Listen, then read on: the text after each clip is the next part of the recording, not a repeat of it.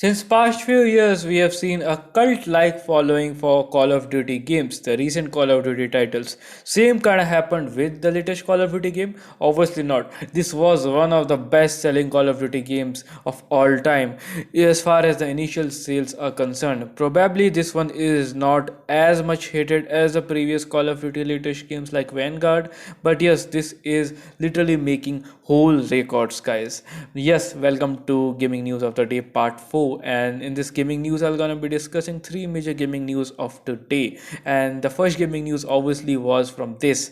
The Call of Duty Modern Warfare 2 was actually getting mixed reviews as always. And secondly, the thing is that this game is the most sold Call of Duty games in recent Call of Duty titles. Not recent, basically, in all of the Call of Duty titles.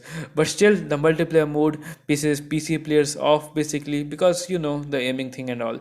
And the second big news is obviously coming from the Uncharted franchise, that Uncharted PC Legacy of Thieves Collection patch 1.2 is finally released, and here is basically the patch notes for you. I have kind of edited it, but you will get a rough idea what the developers wanted to say. And yes, the patch notes video is obviously out on my channel. You can check that dedicated video out. But in summary, they have addressed the most common issues like the mouse sensitivity issues, performance issues during the loading times, and other stability improvements are addressed. Also, the raw mouse input and some of the language issues are fixed in this patch update. If you have purchased the game on Steam, go ahead, open the Steam, refresh it, and update.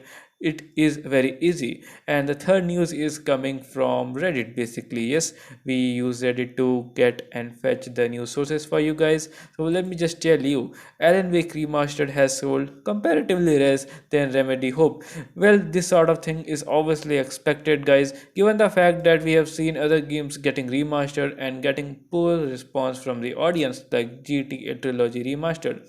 Well, the core elements of the game should be there. For instance, if you just take Resident Evil 2 remake for example, you will see that some of the core elements were missing. That kind of pissed most of the fans off because they wanted to see in the remastered version. I think Resident Evil 2 remake, I just accidentally said it remastered, apologies for that. But other thing is, guys, that if the developers do not actually involve their soul in the game, they just cannot sell a game which is remastered that well, because the people, the fans actually anticipate there will be a lot of things which will gonna be retained from the original game, but that does not happen most of the times. The developers just do not add that sort of things, or they just forget because the big developments and so on. So what do you guys think about the remastering and the remaking of games? Should the core elements, should the very core elements, and should the minute things would be included, or you guys are of other opinion? Let me know in the comment section, and I think we should wrap up this episode over here.